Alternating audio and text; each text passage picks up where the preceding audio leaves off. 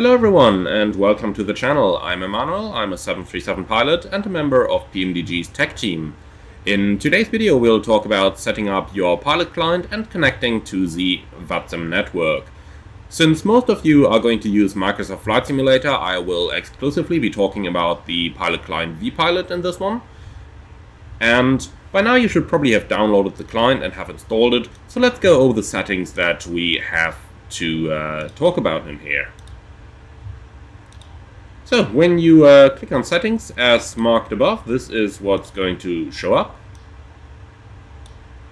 So in here you have to enter your VATSIM ID, VATSIM password, your full name. However, be aware of the VATSIM policy. You are allowed to use just your first name, a common abbreviation, or just your VATSIM ID. So if you want to be anonymous, you can always just enter your VATSIM ID and use that as your full name. It is also optional to enter a home airport over here, and we have to choose a VATSIM server.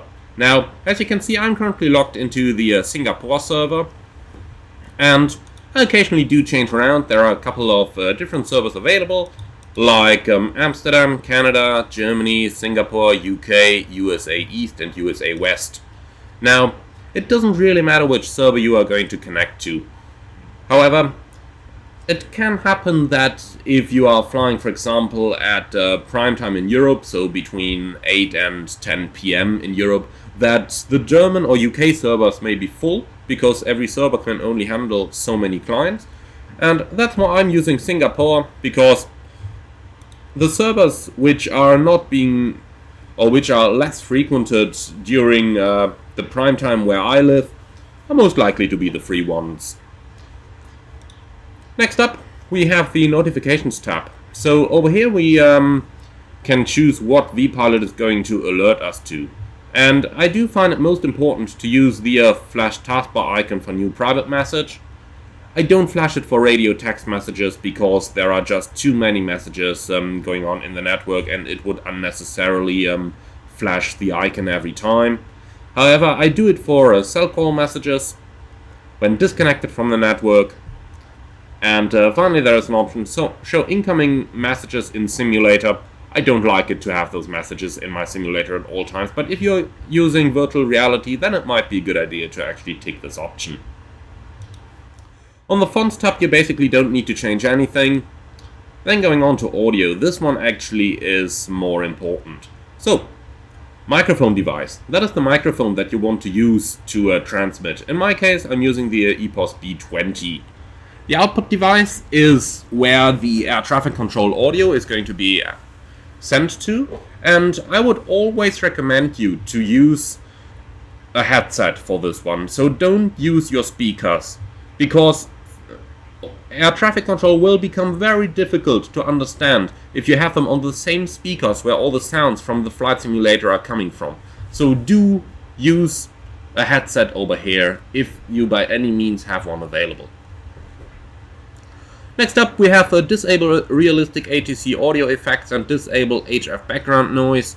Now those basically insert this radio static that you usually hear when you are transmitting. Initially, if you have problems understanding air traffic control, I would recommend you to check this box to disable the ATC audio effects. However, in real life of course you can't do this, which is why I have not ticked any of these two options. The output volume you can adjust to your liking to get air traffic control at a good volume on whichever device you have them. And below this one, this is important, this is the microphone volume.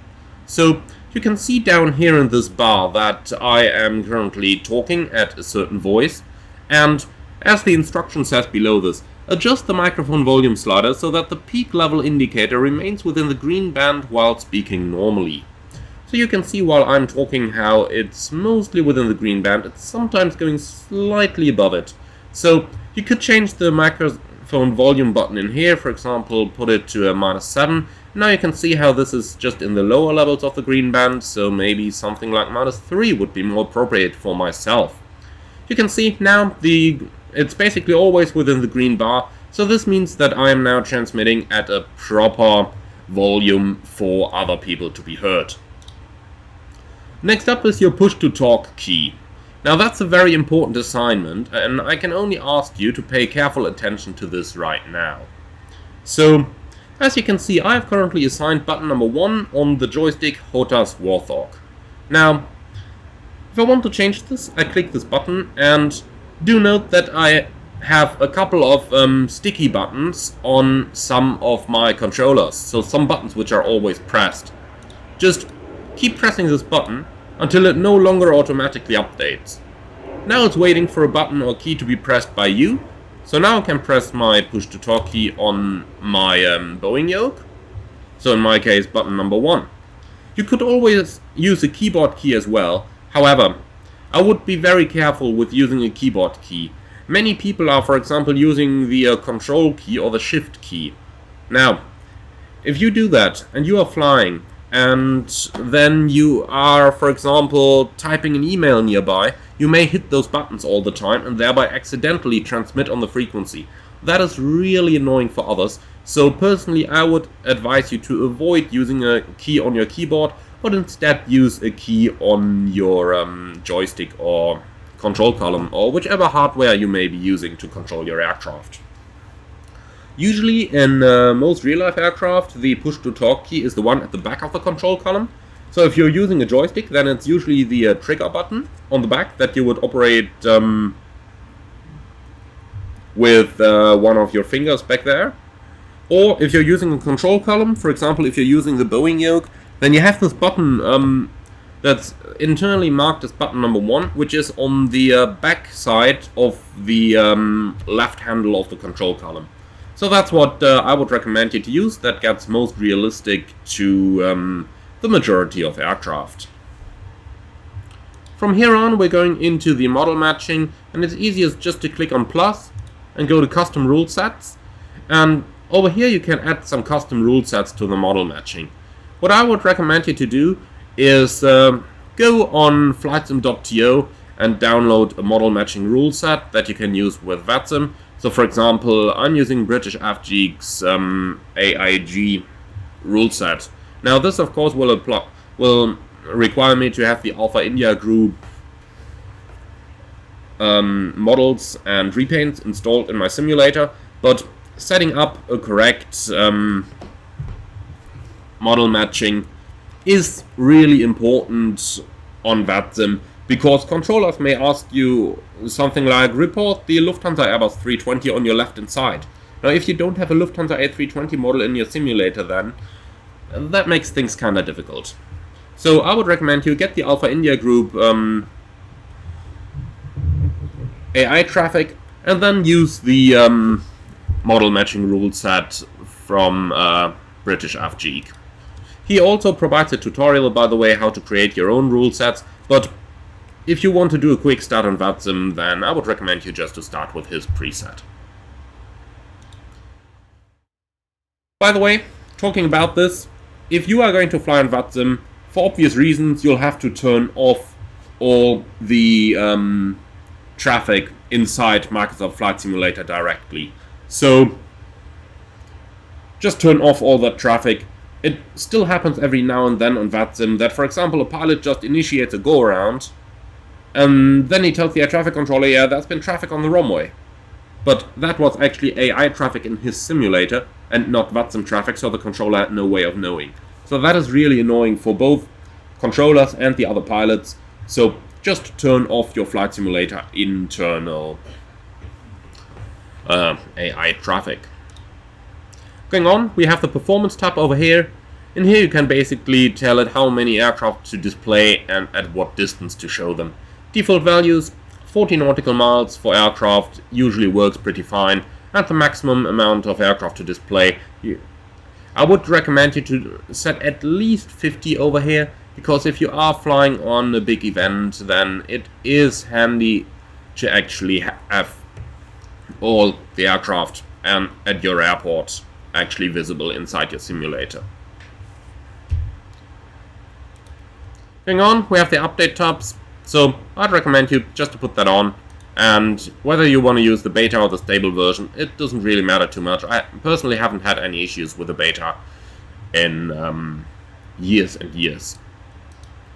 Finally, we have the Miscellaneous tab. there is one important setting over here, that's the automatically squawk mode Charlie on takeoff. Now, mode Charlie is the information where stuff like altitude and call sign and speed and stuff like that is being transmitted to air traffic control, and VATSIM requires you to squawk mode Charlie at all times from starting your pushback until arriving at the destination. However, some people do regularly forget, so if you have this option, squawk mode Charlie automatically on takeoff enabled, then at least once you're airborne, that is going to be done automatically so that the approach or center controller will have your flight's data visible. Finally, keep window visible. You'll have to know if you want to see the vPilot overlay at all times over your flight simulator. Initially, I would recommend you to do that because it is going to give you information like which air traffic controllers are online. So that's basically this. Going on from here, click OK to confirm those settings, and now we can finally connect to the network. So this is what the connection window is going to look like then. We have our call sign over here, for example Air Berlin 123, our type code. In this example we have the A320neo, and if you don't know which code to use, just type for example Airbus, and then it's going to give you a list automatically of all the Airbus types available. So if you don't know the code, in here you will see A320neo, and you will see that it's an A32N. So click on that and it's going to insert the code automatically. If you do know your code, you can of course just type it in, for example B737 for a 737-800, or for a 700 of course, or B738 for a 737-800. The cell call window over here is something that you can ignore for now. That's mainly used for a long-haul operation. And then you have the Connect in Observer Mode button. And Observer Mode basically is a way to connect to the network while being invisible for other people. However, you can use it to monitor what's going on the frequency. And you can actually talk as well. So, talking in Observer Mode is only allowed in a shared cockpit. Otherwise, if you are an observer, you should not you should not talk on the frequencies, because neither the pilots nor air traffic control is going to be able to see you. But it is very handy to just log onto the network and listen to other traffic and listen to what's going on the air traffic control frequencies, especially in the beginning. So when you're done with it, just click the Connect button. And now you are connected to the network. It is going to give you some welcome information over here if you need some help getting started, or if you're looking for VATSIM events, as well as giving you a link to the latest community updates. So this concludes our lesson on how to log onto the VATSIM network. Next up, I'm going to show you how to file a flight plan. Thank you very much, and as always, if you do enjoy the videos, I would very much recommend subscribing to the channel, and I would really appreciate a small donation through the Buy Me a Coffee link in the video description below. Until then, I'm looking forward to see you all again soon.